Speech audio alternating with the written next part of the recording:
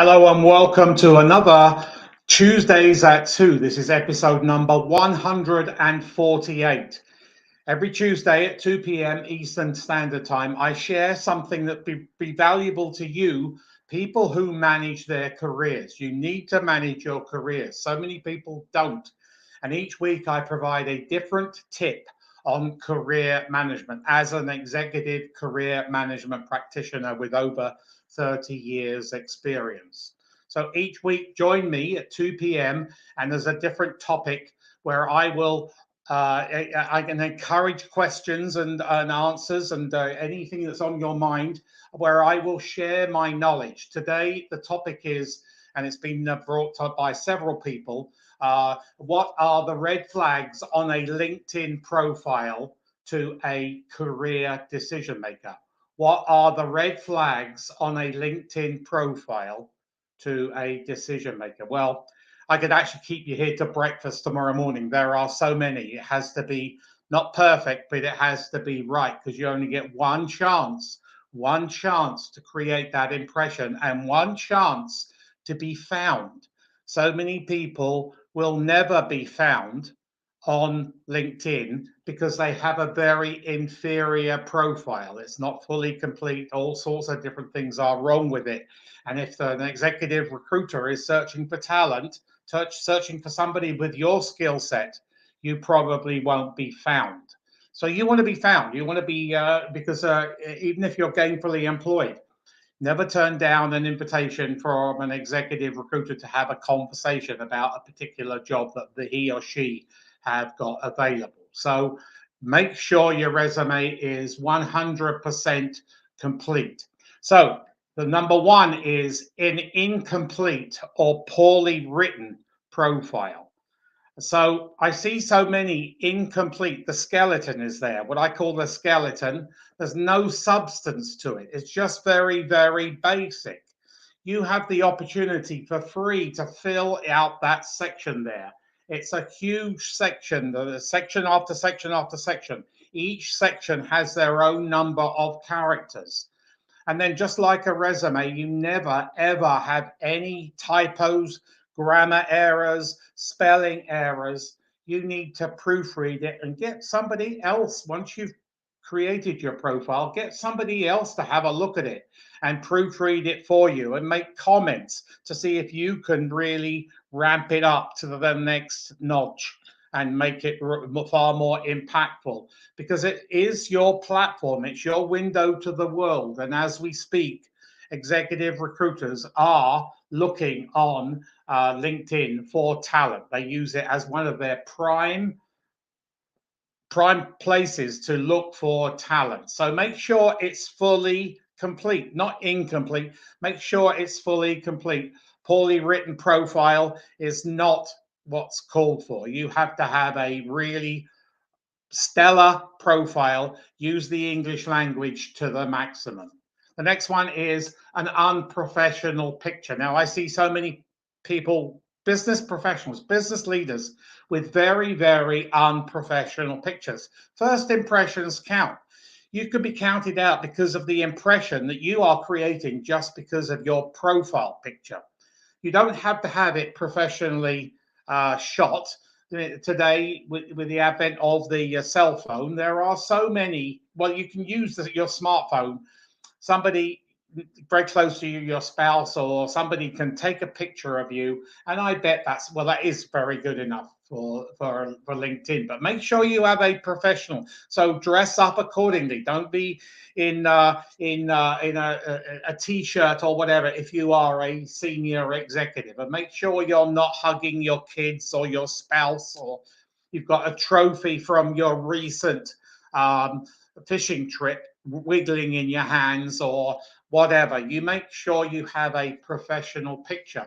And as soon as you do that, if you don't have a picture, just by putting a picture on, and it's so simple, it takes 2 or 3 minutes, the Google algorithms will visit your LinkedIn profile for 1400% more just by having by having a picture on your profile. So that is a very, very important element. 1400% more Google algorithms to your LinkedIn profile for free. It takes you 2 or 3 minutes to have a picture. So please, if anybody's got any comments, doesn't have to be related to today's topic about LinkedIn. If it's to do with job search or your resume or executive recruiters, personal branding, the list goes on and on and on. I'm more than happy to answer that question as we go through this Tuesdays at 2. So an incomplete profile, poorly written profile, and then an unprofessional picture. So make sure you have a professional picture. A very weak heading. Now you're allowed 220 characters for your heading. Use every single one of those characters. This is where, again, people make their impression about you. So deliver or create an impactful statement about yourself. Not what you're looking for, but because that might raise the hackles of your employer. But a little summary about yourself with your key words in there, and you can use the pipe to separate them, the downward line to separate them. But 220 characters, fill it right out. I see people with only 6 or 7 or 20 or 30. Well, use all those 220 characters. The whole part of being on LinkedIn is that Google and its algorithms that are going across every website and every LinkedIn profile all the time, the more text you put on there, the better it's going to be for you, the more you will be found. And it's pretty simple. So fill it right out. So a weak heading doesn't entice me. If I was an executive recruiter or an HR professional looking for talent like you, it won't give me the urgency, it won't excite me and engage me to pick up the phone and give you a call. So you need to have a very powerful heading. And while we're talking about giving you a call, if you are in career transition, you need to have your phone number on your contact info. Now, I realize, people have different interpretations of why should I have my phone number, but you have it on your resume. Yeah, your resume is distributed to far less people than your LinkedIn profile. But you want somebody, a career decision maker, to pick up the phone just like that and call you, not to have to look you up. So make sure in your contact info that you have your phone number and your email when you're in career transition. Preferably keep that email on for when you're not in career transition, but make sure you give the executive recruiter or whoever's wanting to speak to you the fastest possible way to reach out to you. And also embedded in that contact info is your URL, your LinkedIn URL. Now, if you have numbers and letters or a combination of both after your LinkedIn, your name on your LinkedIn profile, that tells me that that's the default that LinkedIn gave you whenever you signed up. That could be 10 years ago, could be 15 years ago, could even be 20 years ago. That's what LinkedIn is now, is 20 years old. Hard to believe it, but it is 20 years old. So make sure you go and take those numbers and letters out after, or all numbers or all letters out after your name for two reasons. A, it's far more professional, and you always have your LinkedIn address on your resume. That's a vital element today, along with your 10-digit Zoom address. That's another vital element today on your resume. But make sure you have it's scaled back to your name. And there again, Google, the algorithms are going to help you. So if you go and customize it just to your name, you will get another 400%, 400% Google algorithms visiting your LinkedIn profile for free. It's crazy. So you may as well have it. So by combination of having a professional photograph a photograph and your LinkedIn URL customized, you get an 1800 1800% uplift in Google algorithms to your LinkedIn profile. You will notice just by simply doing those two easy things that takes you a maximum of 5 or 10 minutes, a huge uplift in traffic. Now, if you have a name where it's already been taken, think about other ways. Don't add numbers and letters because that's sending it back into the default. Think of if you've got a middle initial, you can put that middle initial. If you've got a name and the initial is taken, you can put your full name there, your three names. So make sure you try various scenarios there. But make sure you go and customize that, take it out of the default and customize it to your name, because you will again notice a huge uplift in visits to your LinkedIn profile for free. Crazy. So another one that's a big mistake is zero recommendations. Now, when an HR professional or an executive recruiter is building their talent pool, they build it up to a level, maybe 40 people, potential clients. And then what they do, they get together and they scale it back. And they look at your LinkedIn profile. In fact, they really scrutinize your LinkedIn profile. So they scale it back. And if you don't have any recommendations, that sends the alarms off, the bells and whistles and the alarms off. And that could halt just by simply not having recommendations or recent recommendations. So by recent, I mean within the last year. So you need to have recent recommendations and you need to have recommendations. So I would suggest you have if you are in career transition, if you left on good terms and whatever, see if you can get your boss or a retired boss and maybe two bosses. And then get somebody lateral to you or a couple people lateral to you, a couple of employees, and then suppliers / vendors and clients / customers. But you need to have recommendations. You don't just want to be counted out of an opportunity just simply because you don't have recommendations. And I know many people have been. So make it part of your chores, your job search, and your career management from today onwards, from this minute onwards, to go and solicit some recommendations. Yes, it's not at the top of everybody's list, but it will reap you career rewards. And so chase them up, see if you can help them, jog them along to give you a recommendation. So zero recommendations is a red flag. Zero skills at what we call buzzwords or keywords. So these are the functional, skill, level, and industry specific buzzwords that if I was searching for you, what would I type in to have your LinkedIn profile come up? If you have zero buzzwords or very few, that really decreases your chances of being found again on LinkedIn. So LinkedIn gives you 50 keywords, buzzwords, whatever you want to call them, skills. You can put those in. So play a game with yourself. Think about, well, if I was searching for myself on LinkedIn, What business, functional, skill, industry specific buzzwords, keywords would I type in to have your LinkedIn profile come up?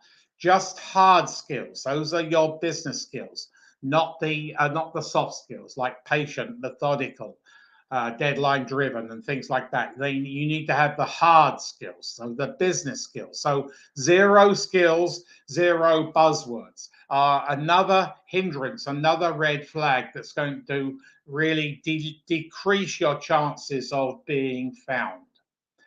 Then this is a big one. Lack of activity on LinkedIn. You need to be active on LinkedIn, even when you're gainfully employed. So don't just, the day you land your next job and you start your next job, just leave LinkedIn for a number of years until you want it again. Use it as your main tool to manage your career. It's a gold mine for you. Don't just drop off the face of the earth and think, oh, now I don't need it for, X number of years or months or whatever. You should be always on LinkedIn. I'll give you some examples. I've seen several of my clients, despite me telling them they just dropped off LinkedIn at all, where they've still got their profile, but they don't do any activity. So no comments, no posting, no sharing. Those are the three pillars: comments, posting, and sharing. And they don't do anything, and they suddenly drop off the face of the earth. In about 4 or 5 or 6 or 7 years later, I suddenly see them appear in my feed on LinkedIn. So what I do is I pick up the phone, I look their resume up and their files up, and I pick up the phone and say, "Oh, Mike, you've been laid off, you've been terminated, or you're looking for a new job." And they say, "Well, how do you know?" And I say, "Well, I haven't seen you while you've had zero presence on LinkedIn." And there's a hush, there's a deadly hush at the other end. And they think, I remember what he said many, many years ago when I was his client. I should have been on LinkedIn, but I didn't. I know we live in a fast-paced society. There's so many other things going on. But your career management is very, very important. So that is a red flag. If you suddenly drop off and then suddenly you come back, you liven up, and I see you or other people see you on LinkedIn, they're going to say, well, does this person manage their career? Probably not. So make it part of your career management. You don't have to be as furious as you are when you're in career transition. You don't have to post every day or make comments every day or share every day, whereas you should do when you're in career transition. Really be pretty aggressive when you're on LinkedIn. But when you're in career transition or looking around for another job or preparing to look around for another job, but be active. Let me see you. Let other people see you, executive recruiters, HR professionals, or whoever, see you, that you are active to a lesser degree. That's fine, but they need to see that you're active. So lack of activity is a red flag. And then inappropriate language. I've seen some pretty vicious, outrageous comments on LinkedIn, especially sadly what's happening in the world in the last 72 hours or a little bit more. And people have put their grievances, their grudges, and I understand a lot of people are angry, but it's not a platform to vent your anger. So don't use it as no social media is a platform to vent your anger. Yes, we are all angry, but we have to keep it inside ourselves and articulate it in person, verbally, with somebody to get it out of yourself. But don't put it on LinkedIn, because that could create some problems for you. Yes, we know what's happening in the world. It's very sad, but don't just put inappropriate language, be vicious, or that is not called for. So try and keep clear. Be professional in all your messaging. Be professional in all your messaging. And the English language is so amazing that you can express a little bit of dissatisfaction without going over the top. Then this is the killer. This as an executive as an executive career management practitioner, and I know it bamboozles executive recruiters. It really is mind-boggling. This is the last one. I see so many people, and it's not just one or two, it's a lot of people who have different job titles, different employers, and different dates of employment to what they have on their resume. So what am I going to think if I was an executive recruiter or an HR professional? What am I going to think about this person if you are a particular candidate? So ensure that everything is synced. You have the same title, the same employer, the same dates on your LinkedIn profile and your resume, your CV. That bamboozles me. Why so many people have just crazy. It just doesn't make sense. And there are a lot of negatives coming out of that. And there are like tons of red flags just flying. Red flags flying, blowing in the wind when you do that. That is a killer to your candidacy if you are being considered. Because what am I going to think? I think it just blows me away. So let's run through those again. These are the red flags on a LinkedIn profile to a career decision maker. Number one, an incomplete or poorly written profile. Number two, an unprofessional picture. Make sure you have a professional picture. Number three, a weak heading. Make sure you deliver an impact in your heading, 220 characters. Fill it right out. Number four, no recommendations, 0 recommendations. Make sure you have up-to-date current recommendations. Number 5, 0 skills, 0 buzzwords, keywords, or whatever you want to call them. These are the industry level specific, skill specific buzzwords that I would type in to have your LinkedIn profile come out. Make sure you have a maximum of 50. A lack of activity. Make sure you're active even when you're gainfully employed. Post articles, post blogs, comment on people's blogs and articles, and share them. That gets your Google ranking up. Inappropriate language.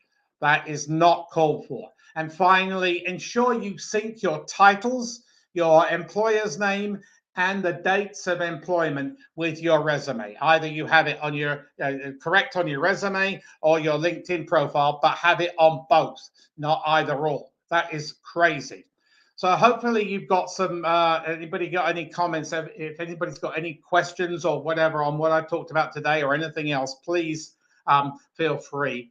Yeah, so hopefully you've got some ideas today on how to remove those red flags. Because you want a bunch of green flags. You don't want one red flag. You want you want to make sure that it's all green for go.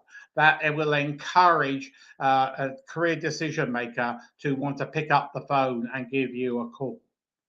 So I will be back here next week, but in the intervening period, if anybody wants a free, no obligation resume critique, CV critique, I'm more than happy to go on Zoom and give you 30 minutes of my time to go through your resume from top to bottom. I say it as it is because with the advent of ATS, one issue, one character wrong, one line wrong, one bullet wrong, and you are gone.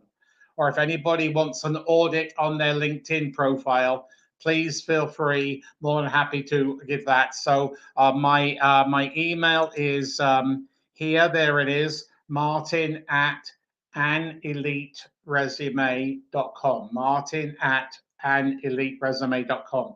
And if you want to learn more about career management, please go and subscribe to my YouTube channel, and also press the bell button where you will be notified of future videos to come. Right now, I'm filming 2 new videos a week. So there are a lot more in the pipeline. It's to educate you on the value of your career management. So I will leave it at that. You need to manage your career this week. Go and sign up for my LinkedIn, for my